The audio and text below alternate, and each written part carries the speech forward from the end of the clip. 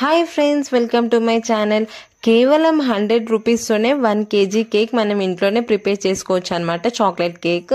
మా మదర్ మా Kannayya cake cut చేస్తున్నారు కదా, నేనైతే ఇంట్లో ప్రిపేర్ చేశాను. ఎలానో మీకు షేర్ చేస్తున్నాను, చూసి కావాల్సినవి 1 కప్ మైదా, 1 cup sugar, 1/2 table spoon soda, ఇవైతే ఖచ్చితంగా కావాలి. ఇంకా మనం మిక్సీ జార్లో మన చాయ్ కప్ ఉంటుంది కదా, దాని నిండా షుగర్ తీసేసుకొని మంచిగా మిక్సీ చేసి, షుగర్ అయితే మెత్తగా అవ్వేటట్టు మనం మిక్సీ పట్టేయాలన్నమాట. గరుకు గరుకు ఉండకుండా మంచిగా సాఫ్ట్గా ఉండేటట్టు చూసుకోవాలి. దాని తర్వాత 1 కప్ మైదా, 1 cup sugar, 1 cup soda. Sugar ఏంటంటే మనం మిక్సీ పట్టాం కదా, ఆ షుగర్ని మనం జల్లించుకోవాలన్నమాట సపరేట్గా. అలా జల్లించుకుంటే ఏంటంటే ఏమన్నా రాళ్ళు గరుకు గరుకుగా ఉంటే అవన్నీ ఆగిపోతాయి అనమాట. మనకు సాఫ్ట్గా ఉంటే కేక్ కూడా మంచిగా వస్తుంది. ప్రతి ఒక్కరు కేక్ చేసుకునేటప్పుడు జల్లించుకుంటే చాలా బెనిఫిట్స్ అనమాట. చూడండి, 1 కప్ మైదా కూడా యాడ్ చేసాను, సోడా కూడా యాడ్ చేసాను, మొత్తం జల్లించేస్తున్నాను. మీరు కూడా తప్పకుండా జల్లించుకోండి. చూడండి, ఆ 3 మిక్స్ చేసినాక మనం ఇలా స్పూన్ తోటి కలుపుకోవాలి. చూడండి ఏ కలర్. ఇంకా మనం జల్లించుకున్న పిండిని 10 మినిట్స్ దాకా పక్కన పెట్టేసేయాలి. ఇంకా ప్యాన్ లో 1 కప్పు పాలు తీసుకుని గోరువెచ్చగా మంచి వేడి చేసుకోవాలి. కొంతమంది పచ్చిపాలే పోస్తారు, అలా కాకుండా మనం వేడి చేసుకుని పోసుకుంటే చాలా టేస్ట్ వస్తుంది. కేక్ కూడా చాలా స్మూత్ గా వస్తుంది అనమాట. మీరు కూడా పాలని మంచి వేడి చేసుకోవాలి. కేక్ బౌల్ లో కొంచెం మంచి నూనె వేసుకుని తిప్పుకోవాలి. ఎందుకంటే కేక్ ఉడికినప్పుడు కింద అడుగంటకుండా మనం ఇలా ఆయిల్ వేసి తిప్పుకున్నాం అనుకోండి, కింద అడుగంటది అనమాట. చాలా మంది కేక్ ప్రిపేర్ చేస్తారు కానీ ఇలా ఆయిల్ రాయకుండా ప్రిపేర్ చేస్తారు. అప్పుడు అది ఉడికినాక కింద అడుగంటిపోయిద్ది. ఇలా మనం ఆయిల్ రాసేమనుకోండి, కేక్ ఉడికినప్పుడు అడుగంటది అనమాట. ఆయిల్ రాసినాక కొంచెం చిటికెడు మైదా పిండి వేసి చేతికి అందకుండా అలా మనం తిప్పుకోవాలన్నమాట. చూడండి మనం ఎట్లా తిప్పేస్తున్నామో చేతితోటే. మనమైతే హ్యాండ్ పెట్టకుండా అలానే రౌండ్ గా తిప్పుకుంటా ఉండాలి, మొత్తం బౌల్ అంతా అయ్యేటట్టు. మీలో కేక్ ఎంతమందికి ఇష్టమో లైక్ చేయండి, కామెంట్ చేయండి. ఎవరైనా మన ఛానల్ ని కొత్త వాళ్ళు చూస్తున్నట్లయితే లైక్ చేయండి, షేర్ చేయండి, సబ్స్క్రైబ్ చేసుకోండి. మీరు సబ్స్క్రైబ్ చేసుకుంటే నేను పెట్టే ప్రతి ఒక్క వీడియో మీ ముందుకి నోటిఫికేషన్ లాగా వచ్చేసిద్ది. చూడండి మొత్తం అయిపోయింది కదా. మనమైతే రౌండే చేసేసుకున్నాం కదా, చూడండి ఇంత మంచిగా రౌండ్ గా వచ్చేసిందో.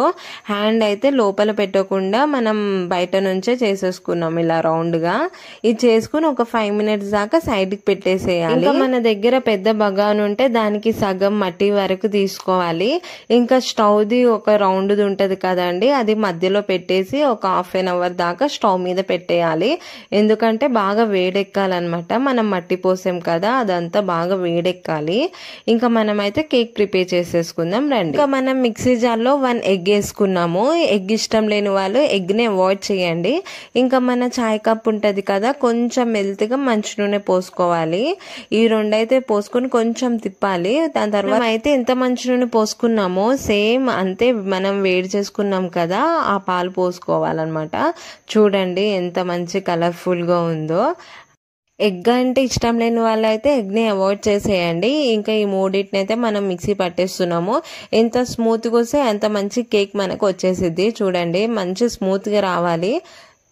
మనమైతే కేక్ ని ఇంట్లోనే ప్రిపేర్ చేస్తున్నాం కాబట్టి ఒక 2-3 డేస్ దాకా మంచిగా తృప్తిగా తినేసేయచ్చు. చూడండి స్మూత్ గా వచ్చింది కదా. మనం లోతున్న గిన్నె తీసుకుని మనం ఫస్ట్ జల్లించుకున్నాం కదా, ఆ పిండిని అందులో వేసేసుకోవాలి.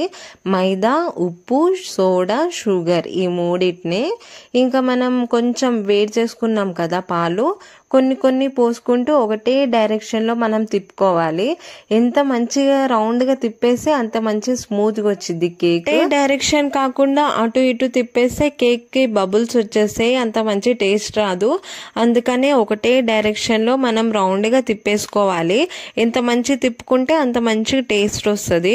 మనమైతే కొన్ని పాలు పోసుకుంటూ ఒకటే డైరెక్షన్ లో తిప్పేయాలన్నమాట. చూడండి మన ఛానల్ అయితే ఎవరైనా కొత్త వాళ్ళు చూస్తున్నట్లయితే సబ్స్క్రైబ్ చేసుకోండి. చేసుకోండి. మీరు సబ్స్క్రైబ్ చేసుకుంటే నేను పెట్టే ప్రతి వీడియో మీకు నోటిఫికేషన్ లాగా వచ్చేసిద్ది.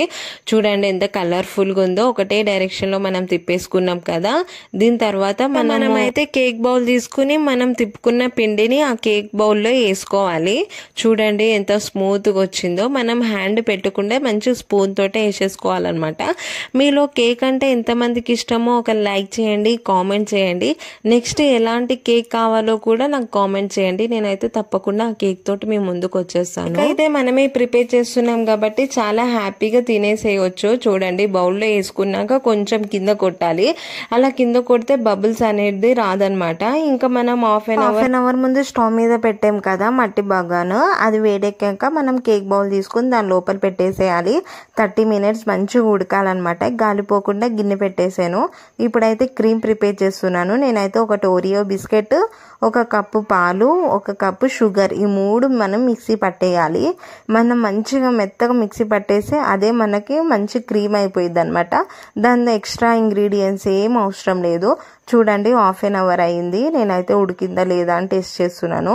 నేనైతే చాక్తో టెస్ట్ చేస్తున్నాను. దానికి ఏమన్నా అంటితే మనది ఉడకలేనట్టు, ఏం అంటకపోతే అది ఉడికినట్టు. చూడండి రౌండ్గా అలా కట్ చేసుకున్నాక ప్లేట్లోకి తీసుకుంటున్నాను.